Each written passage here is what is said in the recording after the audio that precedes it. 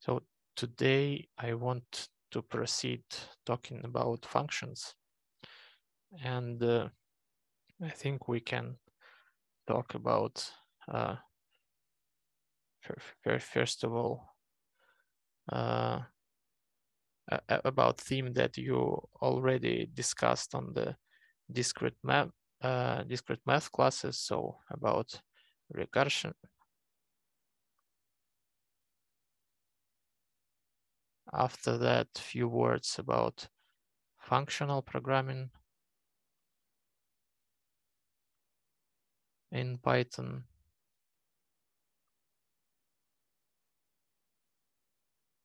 And some examples of functional programming, functions like map, reduce, and others. And I want to discuss methods working with files today. So I think we are finishing the first module of our classes. And after that lecture, I want to create a midterm where you will solve practical tasks. I think I will combine all the theory links in one file or maybe on Stepik, and please prepare for the next classes to solve practical tasks during the time of the Python class. So let's go through theme of today lecture. Recursion. Could you please tell me what was the example of recursion on your classes in discrete math? So have you talked about Fibonacci numbers or other things? Yeah, we've already talked about it. Okay, and in that case, how many of you understand what's going on in the recursion? For example, in the Fibonacci numbers, you can use, for example, your emoji in Zoom. So if you raise the hand, I understand that you understand the recursion. Okay.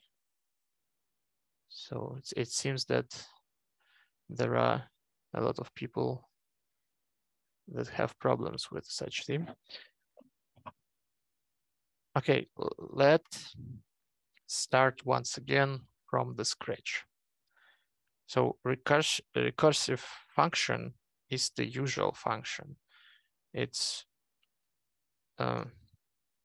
has not so much difference from the usual function foo that has some arguments. If you remember, we use asterisk args for positional arguments. But the difference is that we can use this function result inside the arguments. So the best abstraction for this is a Russian toy Matryoshka. There are famous toys that are associated with Russia, and one of this is the Matryoshka toy. So how to delete? Assume that this is the first call of function foo. And inside of this, we have another call of function foo, and inside another, if you're familiar with this toy.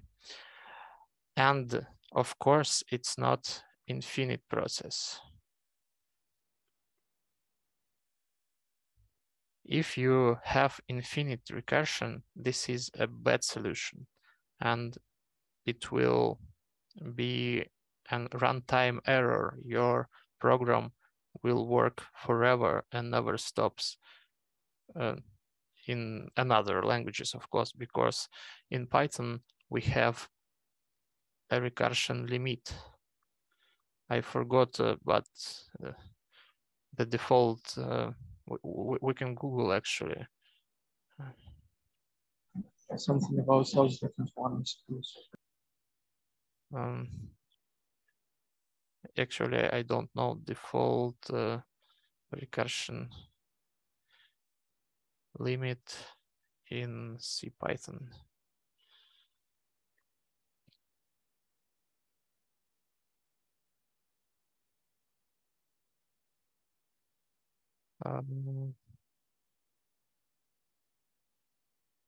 Okay, it seems that it is 1000. Actually, we can check it. We can check it using recursion.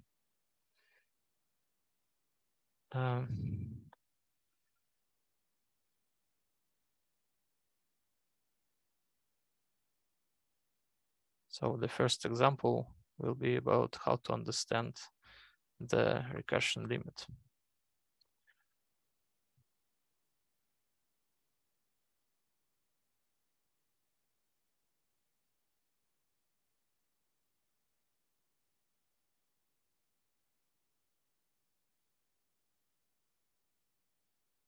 So I defining my function foo that has one argument x.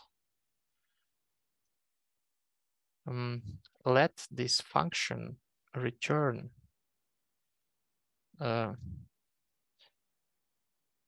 result of the evaluation of the same function using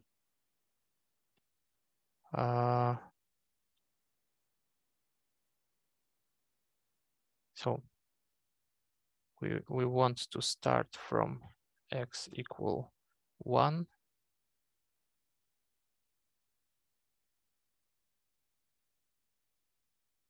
We want to return x plus 1. And here we want to print our x into the standard output.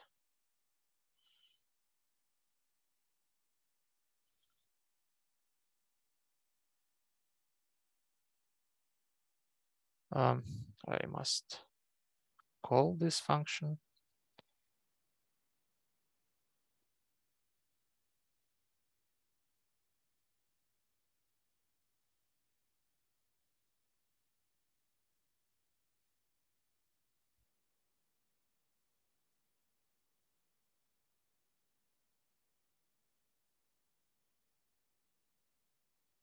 So we have a runs of function foo due to 996.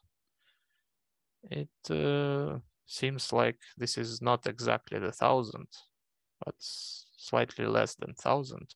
And we have an error from Python interpreter that says that we have recursion error here.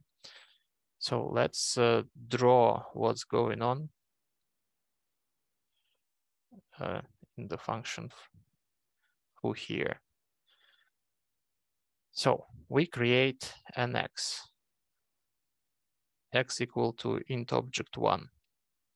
We define function foo. Function foo, it's some block of code that gets x argument from inside by link, and after that do such features. It adds 1 to x and call once again foo from new argument. And it will last forever because there are no condition to exit this function. So this is an example of infinite recursion that is really bad because it has no sense.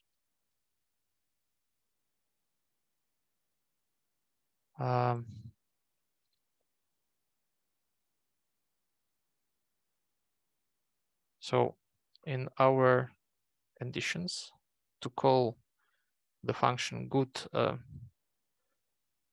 recursion, we need exit conditions. So if we will lack exit conditions, it will last forever.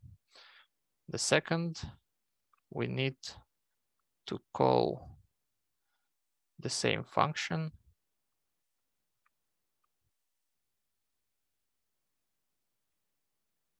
using new arguments.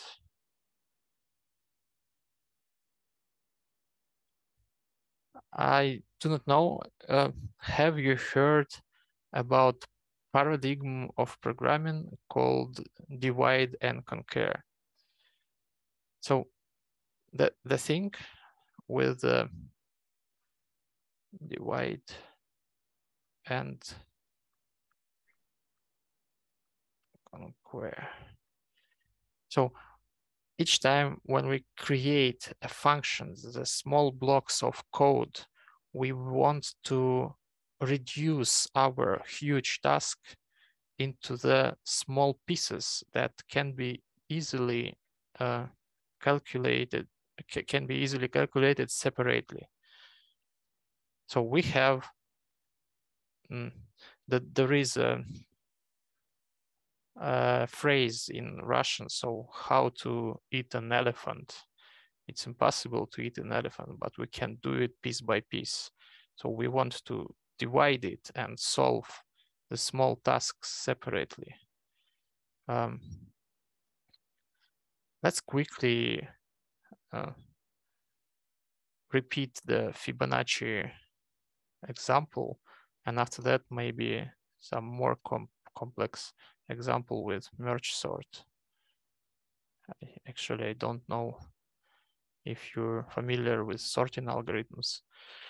Okay, once again, Fibonacci is the famous sequence of numbers called by the name of the mathematic, and they can be defined in recurrent formula when number fn will be equal to the fn minus 1 plus fn minus 2. So each next element will depend on the previous and previous element. So we called it a recurrent definition because the future elements will depend on the past. Fibonacci numbers defines by defaulting numbers for f1 equal 1 and f2 equal 2. So the naive approach for this is using cycle.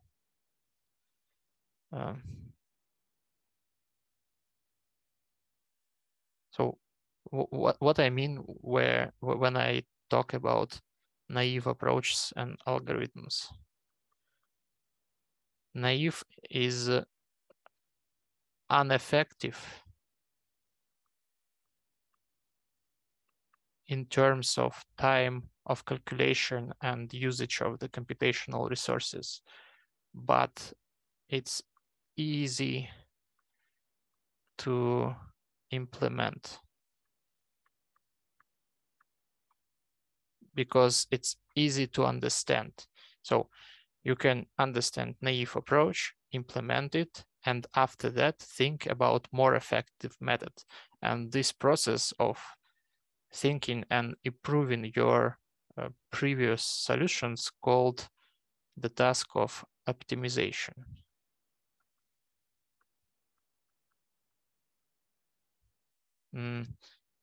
Actually, have you learned about big O notation and the asymptotics of the algorithms?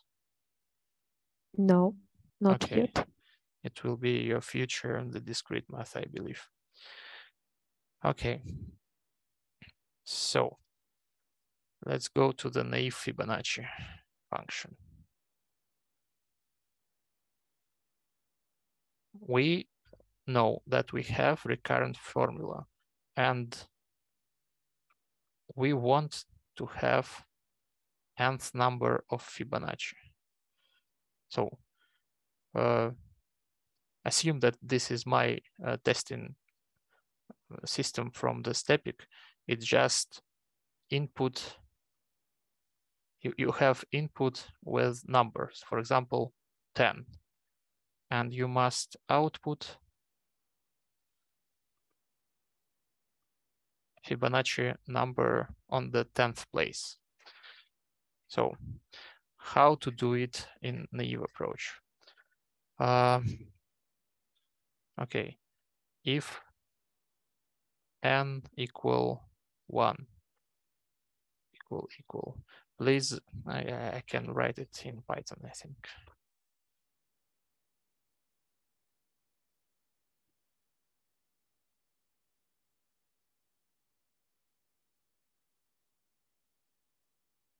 So please input n. After that, if n equal to 1, actually we can use the in operator and some iterable objects, for example, list or tuple. So this means if n is in this tuple, so if n is equal to 1 or 2, very simple, because in Python we have a lot of syntax sugar for such things. So if n is equal to 1 or 2, please print us 1, because Fibonacci number, first Fibonacci and second Fibonacci number is 1. Okay. What we will do else? For n in range, oh, not for n. I use underscore here because we are not interested in the variable inside iteration. I just want to iterate some code n time, and I'm not interested in the iterable value. So what I want here in range n minus 2. Assume that we want to do it using some list of Fibonacci number. So we have list. Oh, we can do it like this. 1, 1. And if n is in 1 or 2, please return us fib list n minus 1. Minus 1 because we have a zero-based notation. In mathematics, when we have Fibonacci numbers, 1, 1, 2, 3, 5, we have indexes like 1, 2, 3, 4, 5. So it's n. But in list notation, we start from 0. So do not forget about this inside programming languages, because different object has different indexing. So you will use a lot of R, and in R we have one-based indexing, like in mathematics. In Python we have zero-based indexing. Okay, so if n in 1 or 2, we print fib list n minus 1. So in range n minus 2,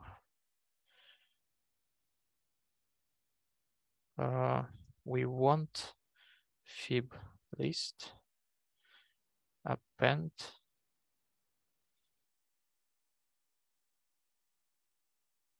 fib list. Oh, actually we want.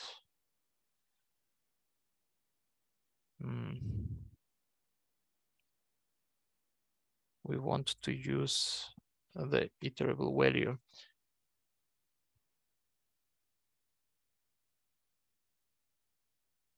Oh no, we can do without it. So in range n minus 2, we will append with the previous element plus previous element, the second from the end. Okay, and after that, please print us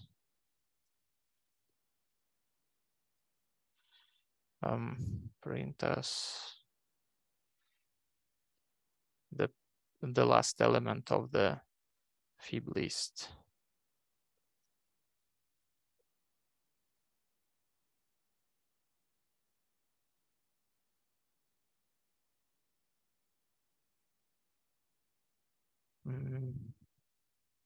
Actually, it's good to have a function. Def.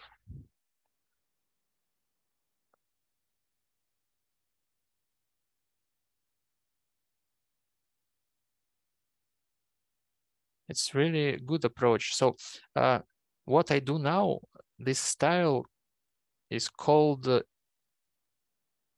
imperative programming in the interactive style. So I just write in line by line without any plan. I will talk after this function description, because I think it's very important. So this style that I use now is not very good for program architecture and planning what you want to do. So print. If we have a function we do not want to print, we want to return.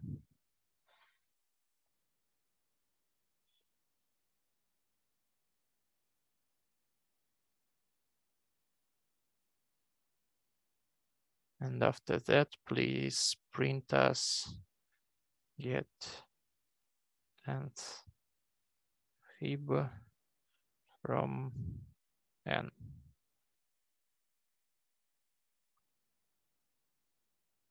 Have extra parentheses in Okay. second return.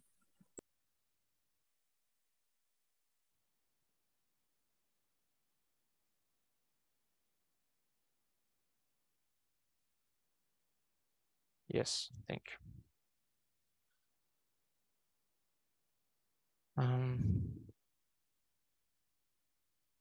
Python fib1. So let's try first numbers. Yes, it's work. Third, 2.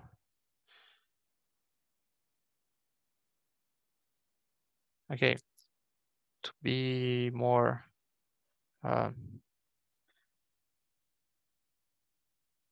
to visualize the whole number sequence, we can use cycle and print all of numbers before n.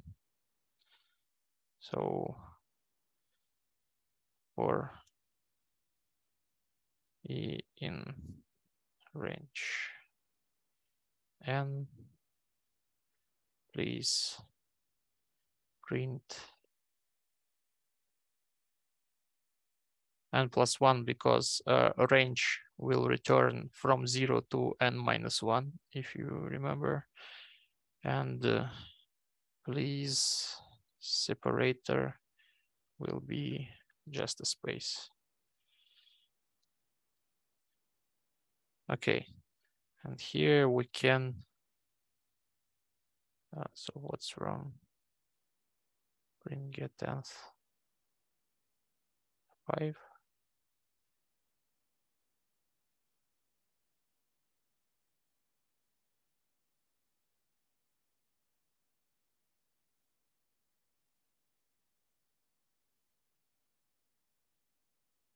Something wrong here. Why I have such output?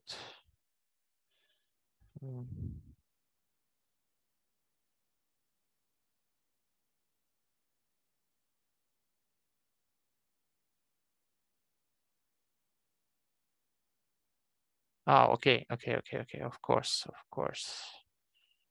Here we want to use iteration counter. So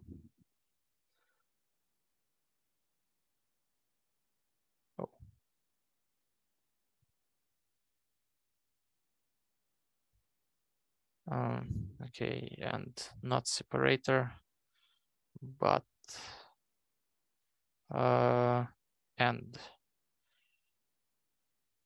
and after that I want to print new line. Print without arguments, just print a new line into the standard output. So here we have first 5 elements of Fibonacci sequence. This is the result of counting first 10 Fibonacci sequence. So the things get worse and worse when we increase this number.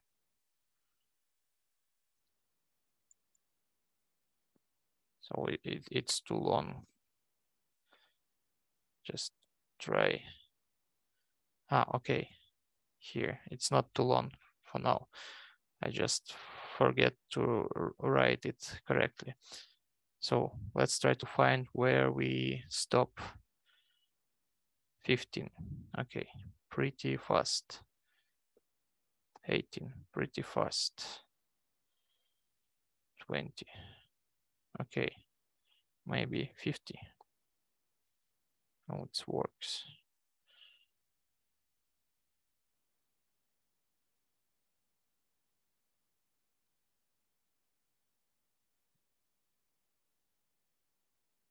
Okay, now it's too long.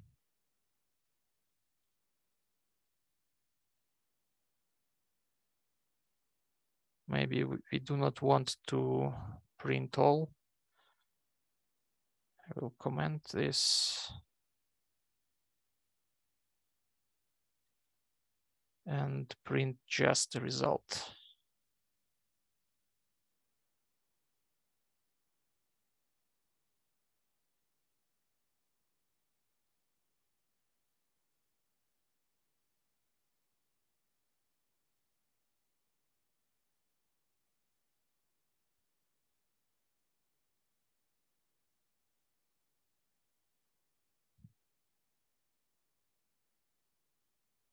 List is not defined.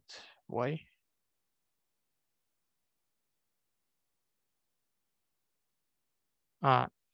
Okay. So here we have an example of error about namespaces. I have not such a name as fiblist inside the global namespace. It is defined only inside get and fib function workspace. So this is the error about what I talked in the previous lecture about namespaces.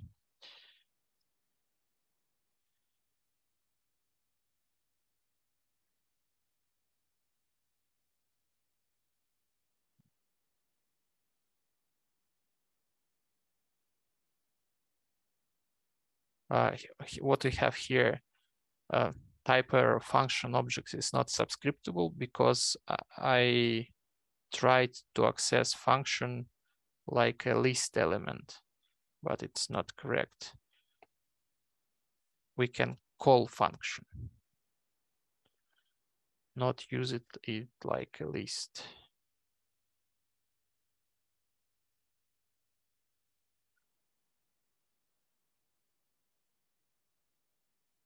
It's working too fast, I think.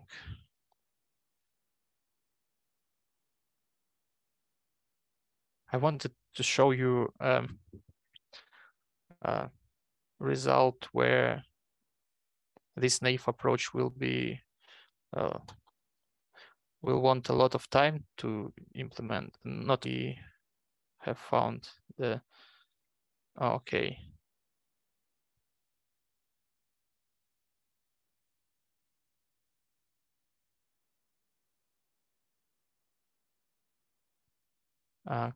Can you hear me, guys? Yes, we can. Yeah, we Okay. hear. The thing is that in Linux, we have a swap system for operative for random access memory, and using just a Python and naive approach to this function, I just go to the limit of my random access memory, and I was near to suspend all the processes on my computer.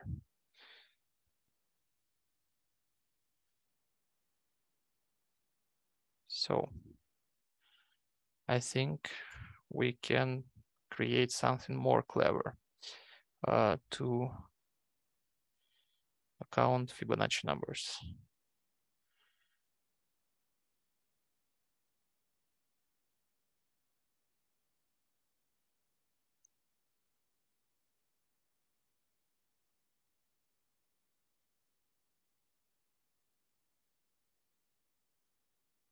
So we stopped with naive approach, and if you see, it goes linearly. If we have input as n equal 5, it will count step by step. Third element, fourth element, fifth element. If we have 15, it will count again. And if we will have 15,000, it will be a sequence of 15,000 iteration. And here we can start thinking recursively. First of all, def Fibonacci n. Let's think about first condition to have a good recursion. We want to have exit conditions. And let's define it inside Fibonacci function. So if n in 1, 2, please return us 1. Not a result of the function, but just the object 1. Please return us a number 1 if we have such conditions. And we call them recursion exit. Else, please return us the sum of Fibonacci from n minus 1 plus function Fibonacci from n minus 2.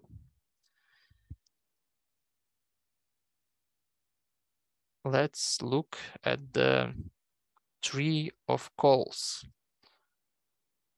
So I have draw the tree of calls of infinite recursion when we have such stairs with infinite calls and they never stops.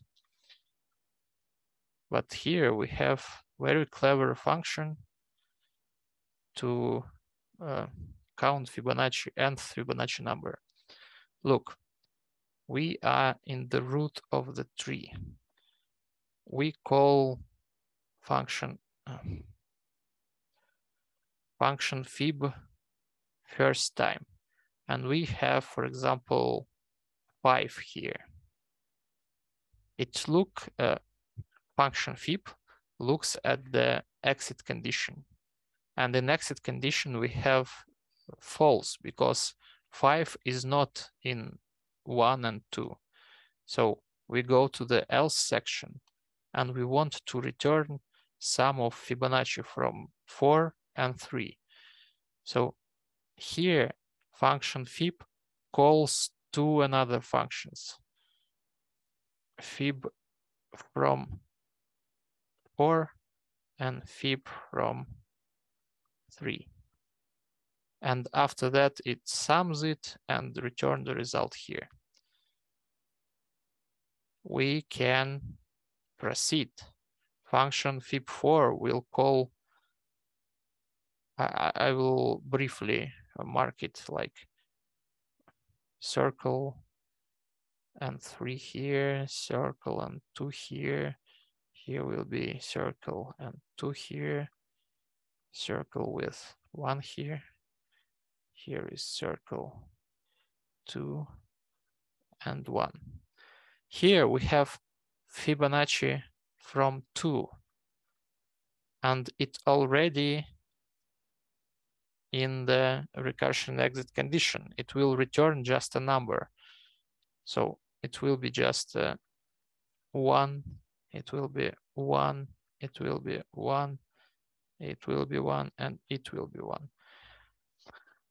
And after that, we will go to the go back to the root of the tree. So we will sum this, we'll have 2 here, we will sum this, we will have 3 here, we will sum this, we will have 2 here, 3 plus 2, and the Fibonacci number from 5 will be 5.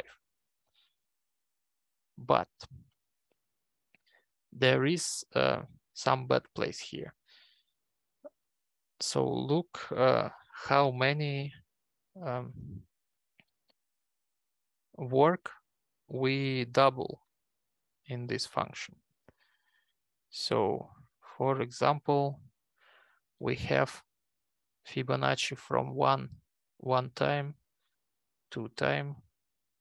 We have Fibonacci from 2 1 time, 2 time, 3 time. Fibonacci from 3 1, 2. So a lot of work that was doubled here. And we can improve this. But first of all, let's try to implement the usual recursion that is depicted here. So let it be another file.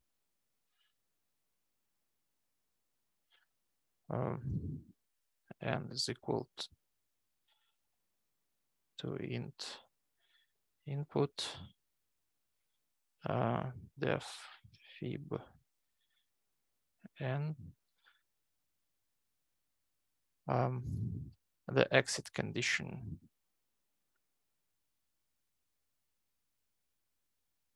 if n in 1, 2, please return 1. Else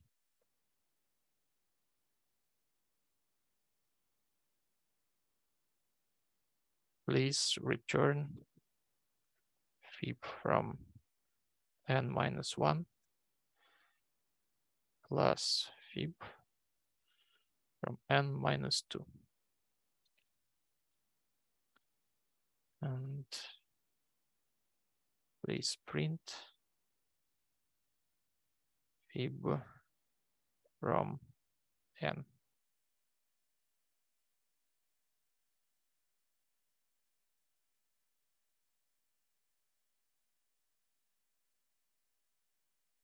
Okay, let's test. 1 returns 1, 2 returns 1, 3 returns 2, 5, 5 returns 5, 10, 55, 10,000. And here we are.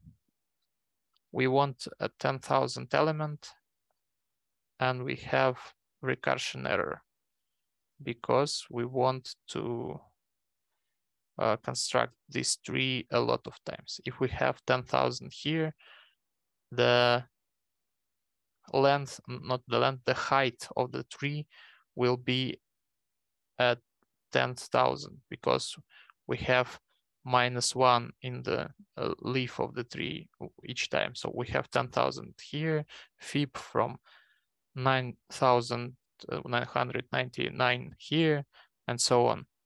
And the limit of the recursion in the Python, we already saw it. It is just 1,000. But there are methods to increase the limit using sys library, sys module in Python.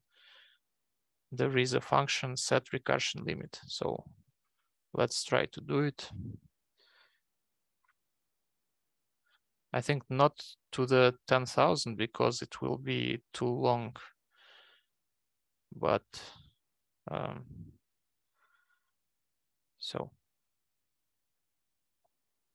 we want to import sys module. I have not talked about module yet, but I think a lot of you are already familiar with the module conception, that we can import some parts of the code that was previously written by another programmers that is not included into the built-in functions in the Python. So we import sys, and we want our new recursion limit that it will be 10 in fifth, for example.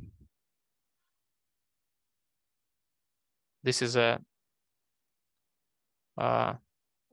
100,000. So let's try to get 5,000 Fibonacci number. Oh, it's too long. Okay, 1,001.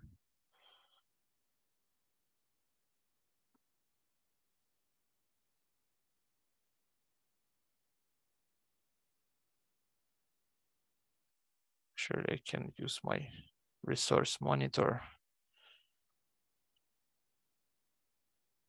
to see how it is.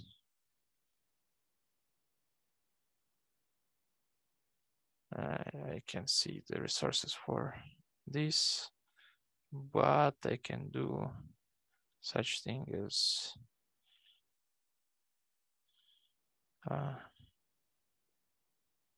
HashtOp, like a processor manager here in Linux, and I want to find my Python process.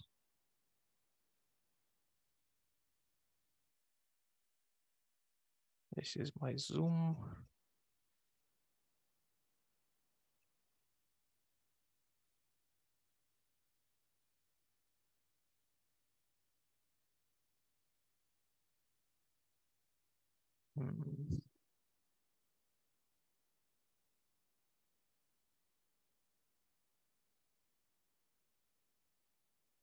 Here it is, Python 3 Fibonacci.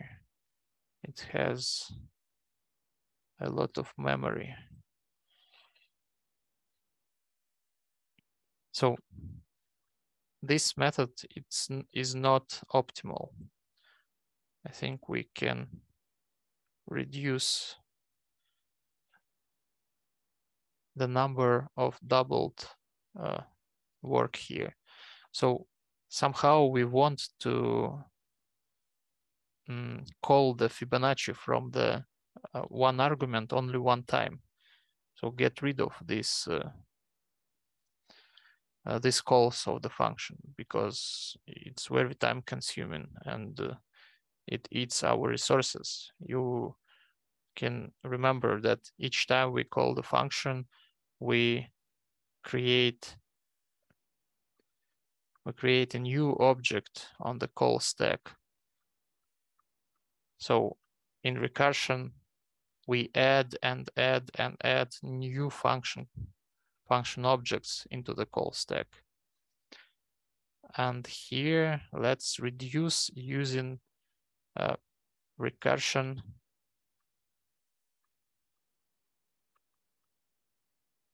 with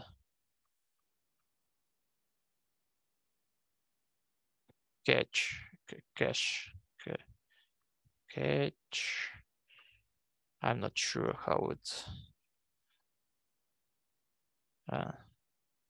in English. I think cache. Yes, it's a cache. So recursion with cache.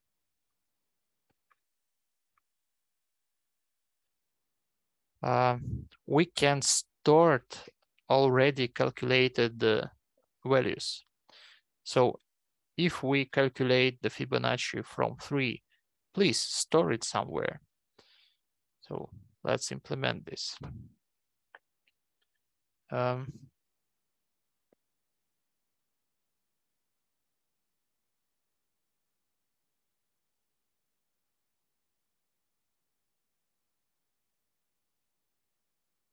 Inside the Fibonacci function, after exit condition, let's create a list called catch numbers. Or not a list, let's create a dictionary like this or like this. And if this is not an exit variant, if n is not equal to 1 or 2, we will just ask if n is if n in catch nums keys, and if yes, just return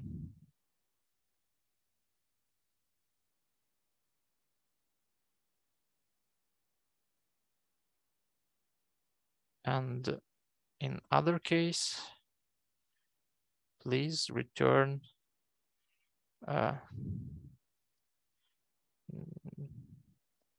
returning value is equal to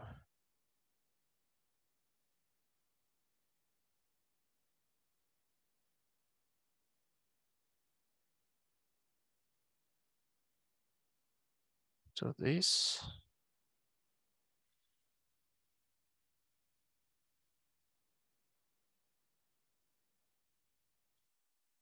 Catch nums from n, please be equal to the returning value, and return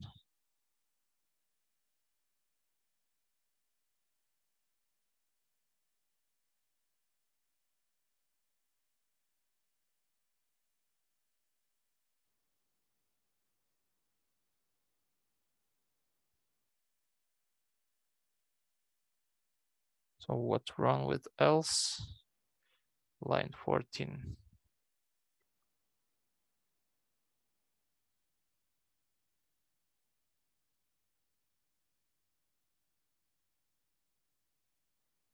What's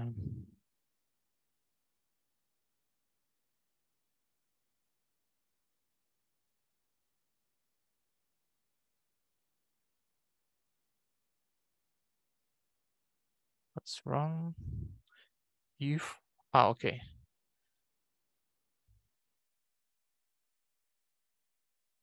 Let's create a catch dict here.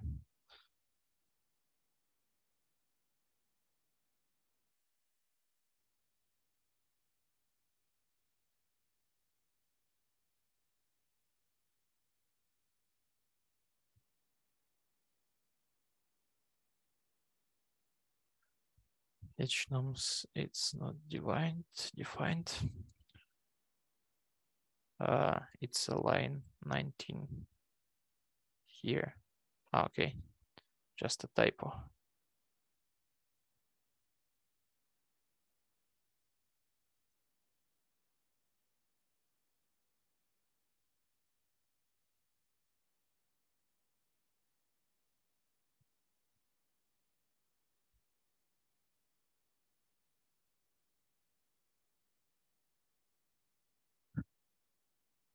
Actually, we can see that the approach that I have called naive is much more faster than recursion.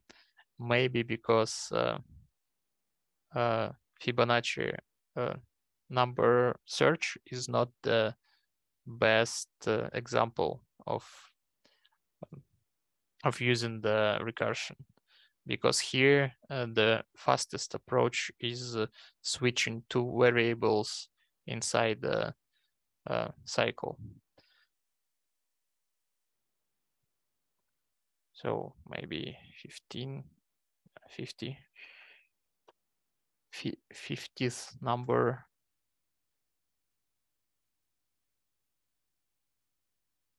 Okay, why so long?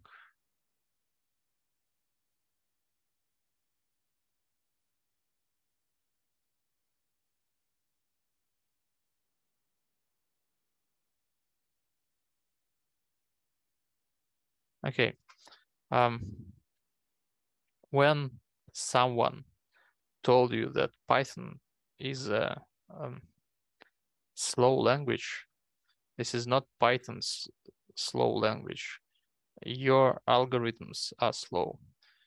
You can optimize your algorithms, use good data structures inside Python to create fast programs. It's just a problem with optimization if your program is too slow.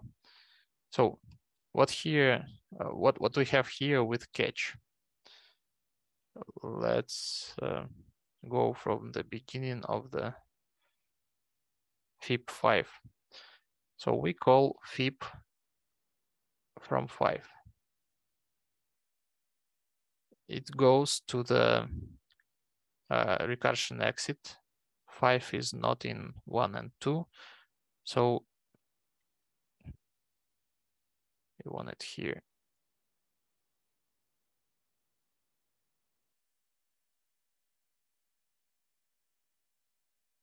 At first, it looks at the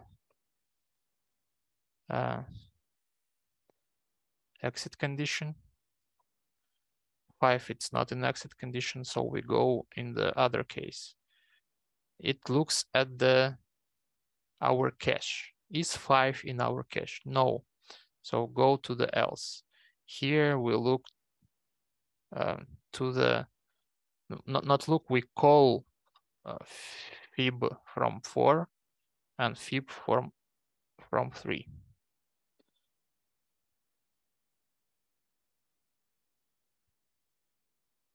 As in previous case.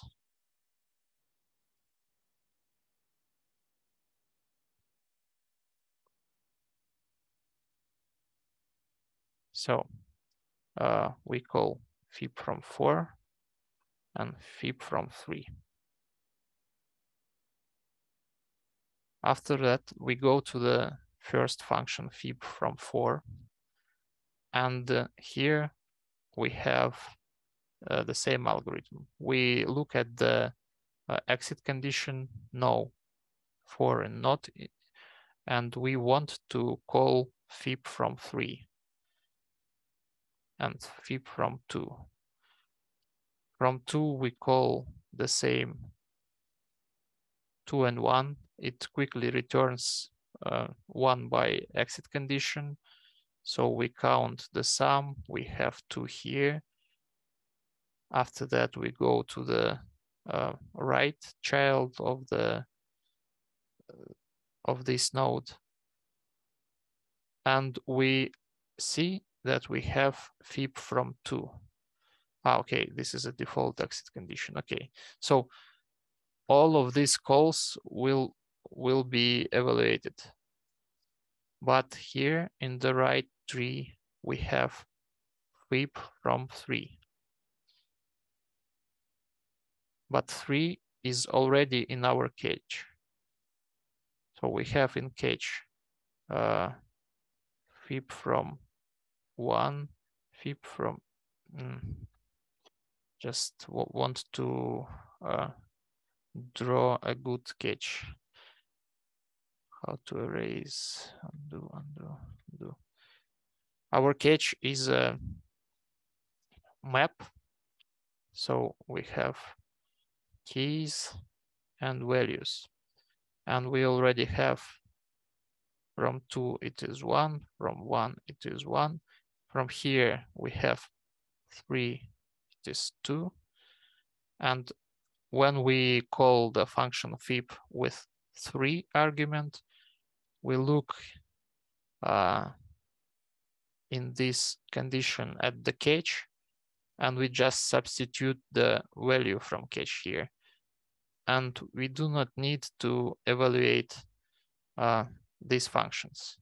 We just cut the half of the tree using a cache. So this is just an example how to optimize your recursion functions. You can catch some values inside some containers. For example, here we used a dictionary called catch nums. Okay. Have you ever heard about merge arrangement? So I think not. Okay. This is a sort algorithm that I think it is not so simple if you never heard about sort algorithms, but this is a perfect example of the recursion. So the task of the sorting algorithms is to sort the input containers, for example, lists. So assume we have 3, 4, 5, 2, 1 as an input. And sort algorithm must process it into the 1, 2, 3, 4, 5, into the sorted container or into the sorted iterable object. How works merge sort? It works with the same strategy, divide and conquer. I will not implement this because it's too long, but I will draw how it works. So assume we have some container with a lot of elements. But what we can do, we can divide it by half and work with each half as a container with a smaller size. And once again, we can divide it and work with each half like with the small container. But it is not infinite step. Sometime when we divide and divide, we can have a container that consists of two elements, A and B, or it consists of one element. And we can easily sort these types of container. To sort container with one element, we must do nothing. It's already sorted. To sort container with two elements, we can just switch them if A more than B. If A less than B, do nothing and just return. And here we have merge step. We go back in recursion and we merge two parts of the container from the parental node. We just merge it in the way will be C, the way as A, B, and C all are sorted. So first of all, we get the minimal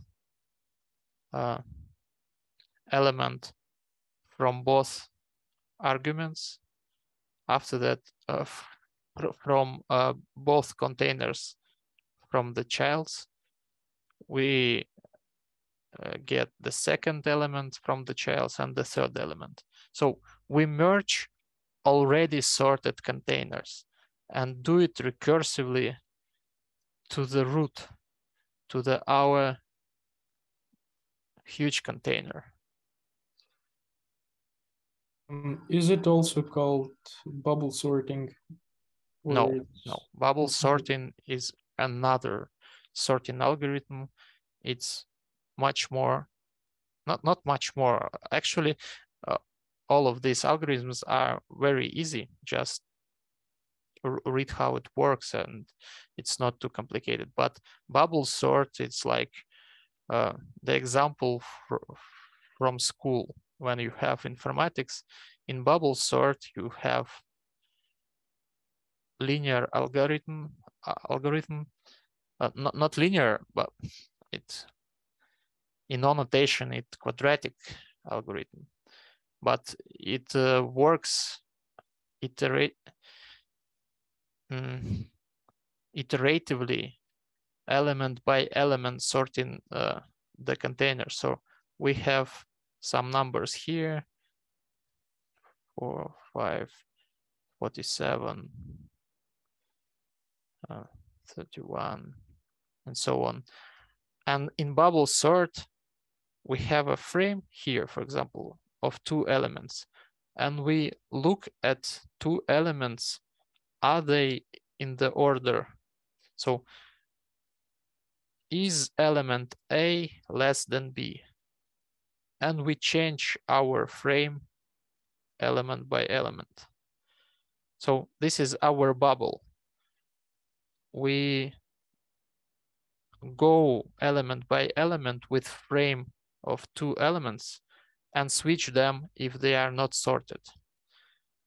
And we do it before we have no events where A more than B inside our frame.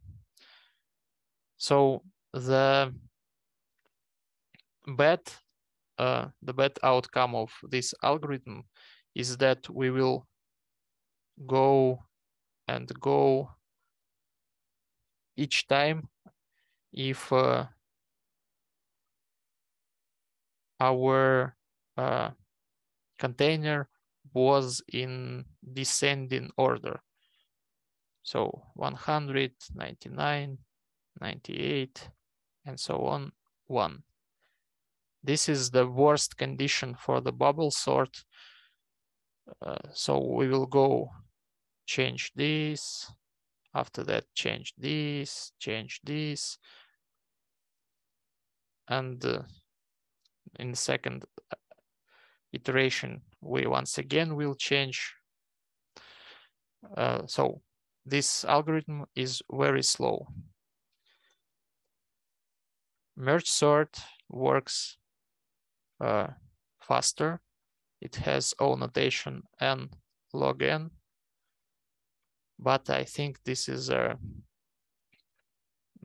theme in the discrete math. So I think you will learn about them. Here I want to show you that we can use recursion in different algorithms, and this is effective way of thinking in the divide and conquer paradigm. So when we use recursion, we want to divide our huge task into the small pieces and return in our exit condition only the simplest cases. So here we really have a very simple cases. The one element is already sorted and two elements can be sorted by switching the elements. Okay. It is correct please. that, may Okay. I ask a question? It is correct that the branch divided in time for saving some resource, because in Fibonacci example, we have this cache dictionary, but by default of function, we need to go down for members 1 and 2 to calculate next n member of frequency. So for saving resource, we should split these two branch in time, yes? For having already calculated Fibonacci 3 member or 4, because if we will calculate this branch simultaneously, I don't understand how cache dictionary can be helpful. Okay. The thing is, we never will call them simultaneously, together. So the thing is that we have our thread of calculation as we talked on the previous lecture. So we have our processing thread and thread of execution. And if it's C, please call fib5. It goes to the fib5 function. In fib5 function, it calls first fib4. So it goes to the fib4. And this function is waiting for this is a fib5 function. This is a fib4 function. fib5 is waiting of the execution of fib4, and only after that it will call fib3 function. So we have a precise order of execution, and it goes like here. It goes to the left child of the parent. So at this moment, fib5 is waiting, fib4 is waiting, fib2, no, it's a fib3. fib3 is waiting. Here we execute fib2 and have 1 as an answer. After that, fib3 calls fib1. And the result of execution is 1. After that, it sums it and return 2. So in this moment, let's go one node by node. So here we have in our cache key values nothing. Here we have nothing. All of these functions are waiting. Here we have nothing. Function waiting. Here we execute fib2 and okay. So I have a mistake in my algorithm because actually we can include our corner cases here. So please if our key is equal to 1 and 2, please return 1. If your question was about that, yes, this is a slightly mistake. But once again, with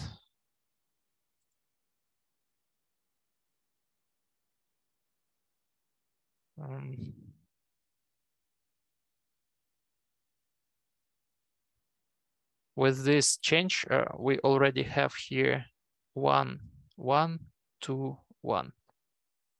So we return 1 here, we return 1 here, and after that we calculate fib from 3, and we have 3 here.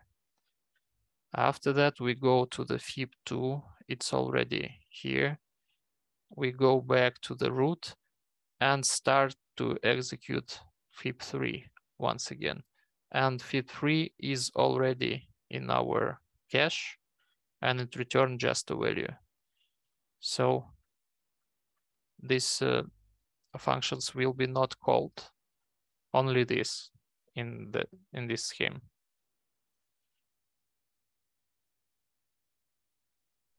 Okay, thank you. And may I ask one more question? Okay. Function print in node in Vim Redactor, it's outside the body of function, yes? Yes. Okay. I just use it to output into the standard output here, so in console. But we can use it to print all results, like in previous example. So once again, the recursion in Fibonacci is the good example for education, but it's not effective algorithm. The most effective algorithm is to have 2 variables. So to start with 2 variables, not variables, like let's think Pythonic, 2 objects. At first, they will be 1 and 1. So if we want some Fibonacci number from n, we will go in cycle. So for cycle in range n, we will switch these variables. So the third Fibonacci number will be, it's better to implement to show, but I have too little time. Okay, I will show you. So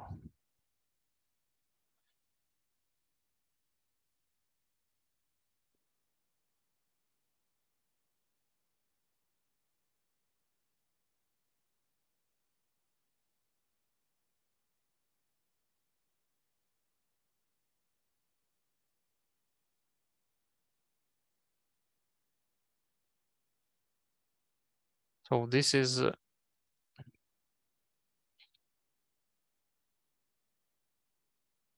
optimized Fibonacci.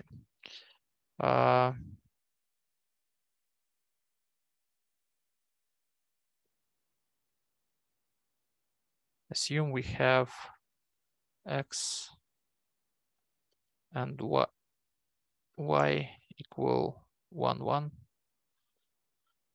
After that, so if n in 1, 2, please return 1.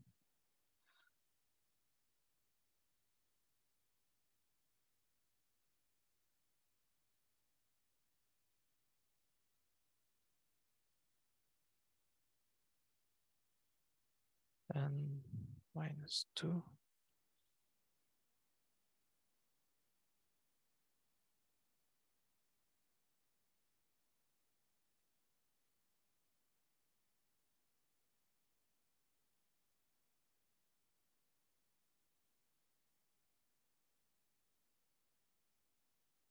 x will be equal x plus y if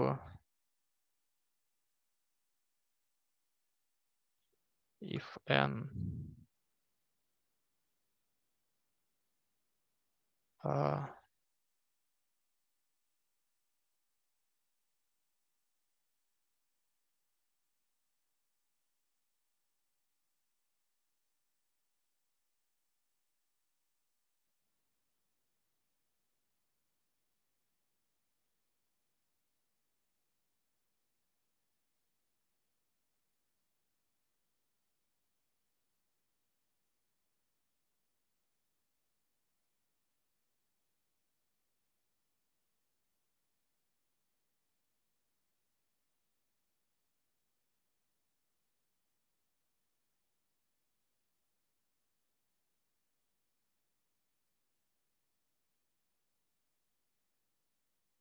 actually I forgot, do we have max or not?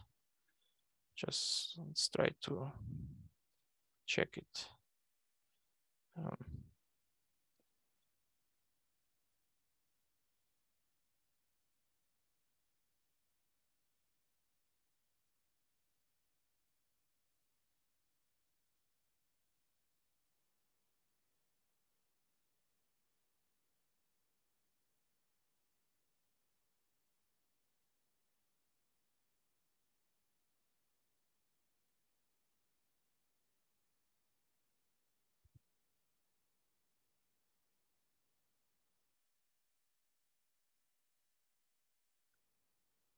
Mm, 2, 4.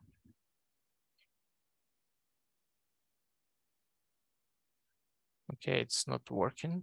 So if it is 3, yes, it's right answer. 4, it's right answer. 5, 5, it's not right.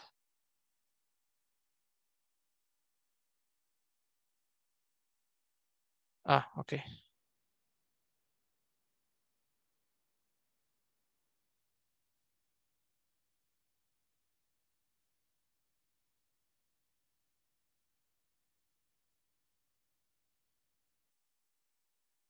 -3 -2, okay.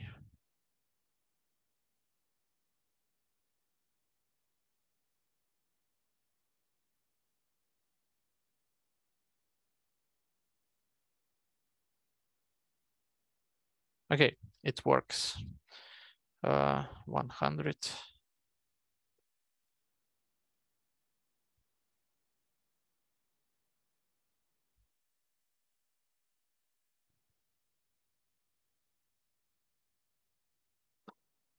So what's going on here? We have 2 variables and we switch them every cycle iteration. If it is odd iteration, we switch x equal x plus y. If it is even, we switch y equals x plus y. So each time we sums them and add the sum into one of them. Okay, and it's equals to the recursive formula. Fn minus 1, Fn minus 2. So we have a little consuming of the memory because we have only 2 objects. And this is effective because we use just a linear cycle to the end. But this function can be cached too if we, for example, call this function many times. So if we first found F80 and after that we want to find F81, we already can use this cached value. So catching is a good technique when you want to use something that was calculated previously. So it's not description of the technique is just a definition of the technique. If you calculate something, you can use it in the future, just store it if you want somewhere. For example, in the some map object like dictionary.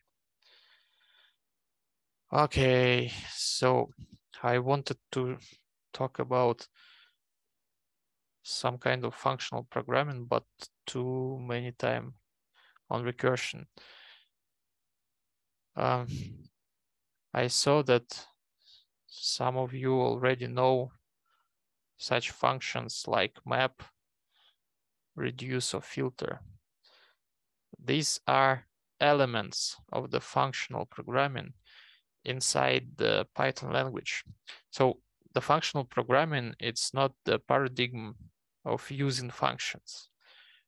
Maybe the good way to think about it is when we use functions like an arguments inside functions. So what's the difference here? For example, map function is very useful, and it's used to execute function foo on the each element of the iterable object. Maybe it's much faster in Colab.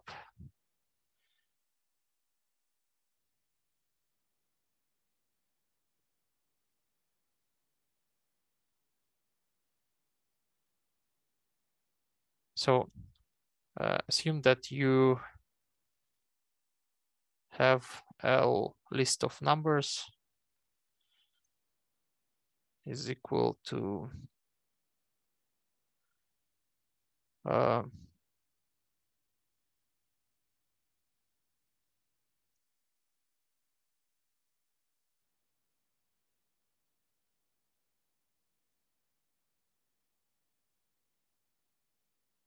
what I have here is just a list comprehension for the input from console. It splits it using split function for string, and after that create a list of numbers. Oh.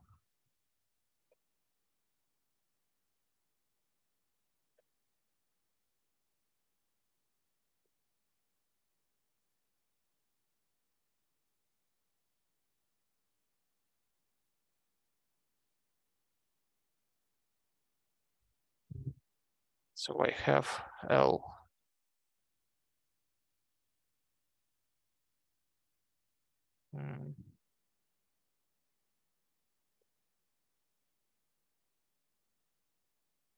I have L nums. It consists of different numbers. And what I can do with map function. I can create a function foo that has argument n, and it decreases n by 1. So I can use foo inside and iterable object.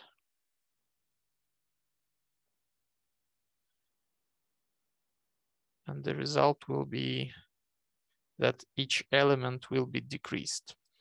This is toy example. It's not so interesting.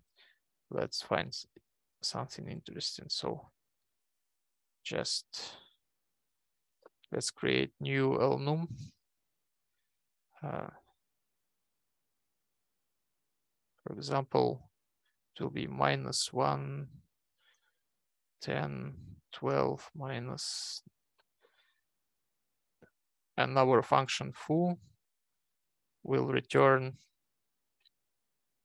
absolute value of n. Oh, why we need so function? We already have abs function. So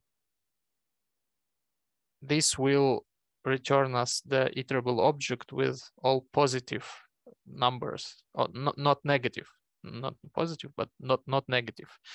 So we execute function ups on each element of the iterable object inside. Why I have list here?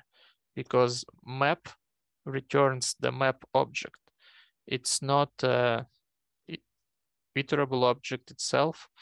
And to create, for example, list from this, we use list function, and it will return this. For example, I can use str function to have all of these elements to be string objects.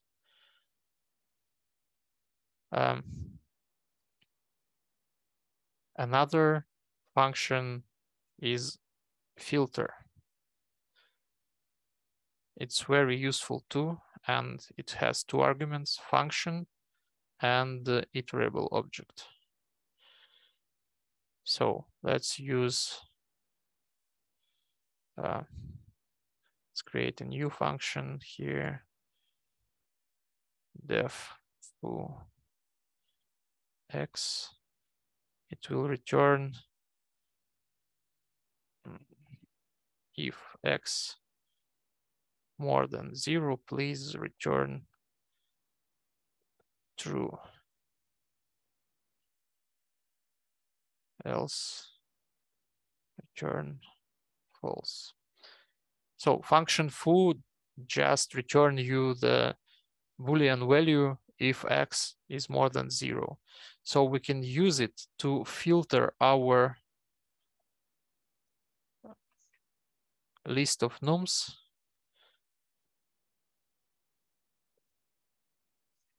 and it will be only positive numbers from there.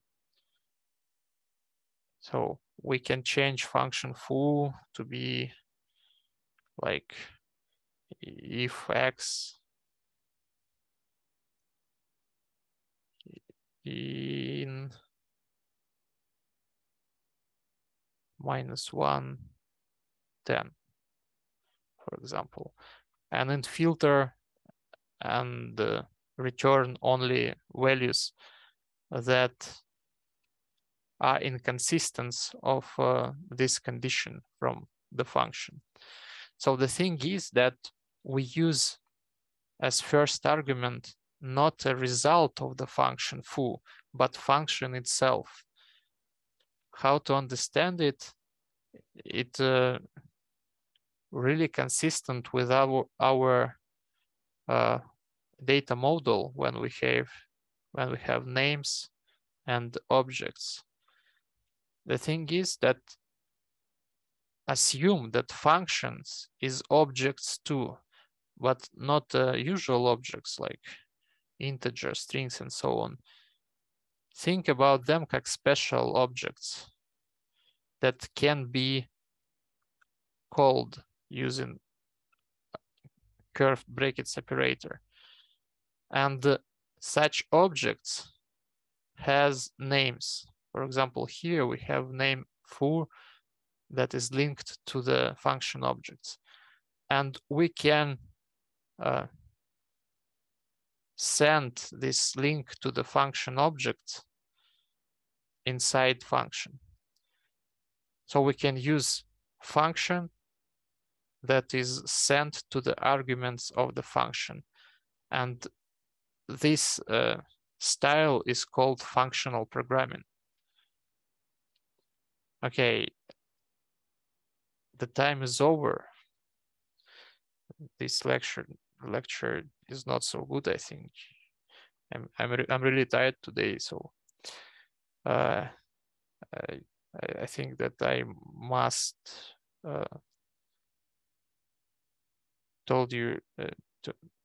I must say additional information about today's theme. So if you have some time, maybe we can meet and discuss some chapters that was not discussed yet, because I think there are a lot of another stuff according to functions functional programming using such function as map, filter, reduce, zip, and maybe I think we want to talk about using files inside our programs. So how to work with files. Okay, please, very briefly, if you have a questions, just ask. About consultation or optional lection or optional discussion of the theme, today's theme. Can you make a poll in Telegram, please, with most comfortable time for you, and we will vote. Okay. Thanks. So about organizational moments and about midterm, I think I will write something in Telegram, just to be clear. And about your grades, how to weight your practice, your midterm, and your exams together. So I just want to think about it and weight in persons. So how much is for practice and midterms? Because for now, I think that exam and midterm are important too, not only practice. Okay, so thank you very much. Goodbye, guys, for today. Thank you. Thank you. Have a nice day.